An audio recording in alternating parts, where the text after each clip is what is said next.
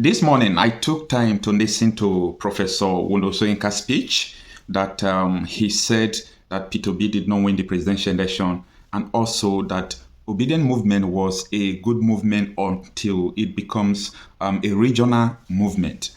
So a lot of things that he said in that speech, but these are the two main issues that people are contending with him. You know, this man is a professor that many people do respect, but right from the beginning of this presidential election result, after the election, this man's speech has been going to one side of the story, and people are trying to ask questions like, is this a tribal bigotry or is it an old age? Why is this man so opposing to everything coming to things that are not APC? So I just want to ask some few questions. In the dispositions to so many Nigerians and also to Professor, if I may ask, in your disposition, do you think that Bola Tinubu won in Rivers State? Even when BBC has to come and do a report about what they find out that Tinubu lost in Rivers State? In your disposition, Professor, are you going to tell us that Tinubu won in Benue State? In your disposition, what about Jos in Plateau State? When it was gathered that P2B won up to 1.1 million votes, but it was rigged down, and above all, P2B still win those states. How is Obidient movement a regional movement? In your residence, Lagos State where you live, you people lost. You supported APC during the presidential election, we know, but you lost in Lagos State after the whole rigging. How could you say that Obidient movement is a regional movement? Is Delta State an Igbo land? Is it in the east? What about Edo State? Is it in the east? Abuja is in the north central. What about Kwara State? What about Kaduna State? What about Plateau State? All these states, are they from one side of the region? How would you say such thing? See, in this country, I think people who are like Professor Wole Soyinka should be a catalyst of unity. That anytime they speak, people should see reasons to unite together through their words. But what we are seeing today is opposite. Very, very contrary to what we are expecting from these people. If you don't know what to say, you keep your mouth shut. I know that so many people like Professor Wole Soyinka, we are born and brought up in those stone age, let me put the word, that they don't have information like today. We are in the social media age. Anything you do is on the media. So people knows the truth before the judiciary. People sees evidence before the police. People sees everything. Media is everything today on earth. So when you want to find out the truth about things, you have to go to social media. The information comes to you. You don't even go to information. Information comes to you. It's only when you have trained up your mind that you are not going to accept things that are coming from that source of information. If not, Professor Wole Soyinka shouldn't have come out to say that P2B did not win the presidential election. Benue State, Lagos State, Port Harcourt, these three states, the level of rigging, forget about the said P2B won Lagos. You know the number of votes he used to win the state? These three states, the total number of votes that they throw away. I'm talking about Labour Party's vote. These three states alone has generated almost 1.5 million votes. In Delta State, where I came from, the same thing happened. It was suppressed, rigging every here and there. But at the end, the man still managed to win the states. But Delta State, a state that used to produce up to 801 million votes, is producing 300 votes. And it is recorded that people came out to vote unlike before. So what happened? What transpired? We are playing too much in this country. But the generations that are coming can never close their eyes to see all this rascality going on in Nigeria. So these are my questions in my disposition, that Professor is very, very wrong to have said something like that. Yes, you have freedom of speech. You can speak what you want. But when you are a public figure and you know people take you for your word, do not make people to start doubting your words, as people have already cancelled you out of their mind now. People no longer try to hear you or try to emulate you as a mentor that people used to think you are before. People are now seeing you like this person is a tribal bigot. People are saying, this person supports anything that concerns his tribe. And this is a bad disposition or bad view that people are seeing around you. And it is so bad. This is what I have to say about that speech he gave in South Africa some days ago. Thank you for listening. Yeah, hello. A little while ago, I was watching a video and I saw Professor Wole Soyinka. Quite frankly, I wouldn't want to start immediately by saying I'm disappointed in the professor, but let me start this way. Even at my age, approaching 60, I was a student of the works of Wole Soyinka. Well, it is not in my place to measure my level of intellectuality with a Nobel laureate. However, I watched the video where Wole Soyinka was saying that Peter Obi came third, that in his person that he will affirm that Peter Obi came third and that Peter Obi did not win the election. Really? Really? Come on. Now, my anger here right now is that if this tribalistic bias cannot cut through the level of intellectualism in a certain race of people or tribe, then where exactly is our educational input for children yet unborn going to?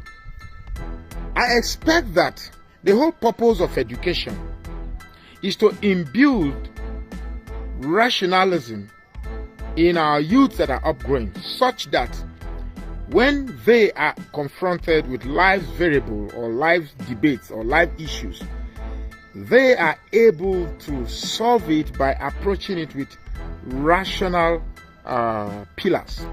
Unfortunately, Wole Soyinka to me epitomizes that wastefulness of education that inhibits people from being rational in the face of challenging national discourse.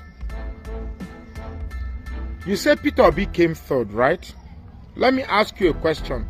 That is, if this video gets to you eventually.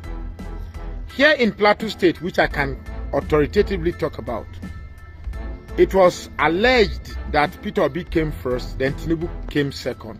Really? Really? INEC wrote a script for us. Wole Soyinka, I think the Yoruba in you, Wole Soyinka, let me tell you, the Yoruba in you is stronger than the intellectual disposition that you have. Purely, that is what I see. I think in the cloud of the intellectual disposition that you have, people are failing to see the real tribal bigot that you are. Clearly, that's what you are. And I'm disappointed. You're making a shame of the whole idea of emulating a professor of your status. I feel terribly ashamed. Really, really, really ashamed. Now, I don't have any prior disposition for Peter Obi. Neither do I have any prior disposition for the Igbos. Even though in your video again you said that the labor movement or the Obidient movement was good, you said you appreciate it, but up till when it turned out to be a regional movement. Really? Really? That the Obidient movement is a regional movement? In other words, what you're trying to say that the Obidient movement was an emulatable movement until it became an Igbo movement. You see, we've approached an internet age. Before now, the ordinary Hausa man will have a small radio to get what is happening in the world. Now is the age of social media. Everybody now knows everything all over the world. The benefit or hindsight of happenings across the world is no longer limited to the average Aboki man with his transistor radio. Social media has overtaken that archaic advantage that the Fulani man and the Hausa man have. We are now open. In fact, before now, people go for the information. Now, the information comes to us. Whether you like it or not, the information comes to you. It all depends whether you accept it or not. I feel so bad that is a man with the status of Wole Soyinka's intellectual disposition will reduce himself to this rather laughable analysis of political events in Nigeria. I feel so terrible and I feel ashamed, really, really ashamed. Are you going to tell me that Wole Soyinka, in your own truthfulness, that Tinubu won Rivers State? Come on, tell me. Dare to tell me that that is true. Are you going to tell me that in your own disposition that Tinubu won Benue State? Come on, tell me. Are you going to tell me that the margin of defeat of Peter Obi to Tinubu here in Plateau State is less than 100,000? Look, if this is how we are going to tackle this country, then we are not ready for a peaceful coexistence. All these rather unguarded statements coming from supposedly well-respectable individuals in Nigeria are only going to culminate in those little factors that will catalyze that revolution that Nigeria dearly needs. I am not asking for it, but these little things will definitely catapult and catalyze this revolution. And when that happens, no amount of guns, no amount of intimidation will stop it. I'm so very disappointed in you, Mr. Wole Soyinka. Sorry for the title. People who bear professor. The whole idea of being referred to as a professor, being referred to as a professor is attaining a level whereby your views on life's variables are points that people should use as a guiding principle for other variables that emanates. But when a professor of your status will conjecture through the streams and clouds of bias, then it becomes shameful that Nigeria could only produce a Nobel laureate that succumbs to bias. I feel very terrible. In any case, let me tell you, Mr. Wole Soyinka, that Peter Obi indeed won this election. In your rather skewed and withdrawn posture to reality, you refuse to accept this. Tinubu did not come. Look, Atiku came second, that is for sure. Peter Obi came first, Atiku second, Peter Obi, Tinubu a distant third. Whether you like it or not, that is the true disposition.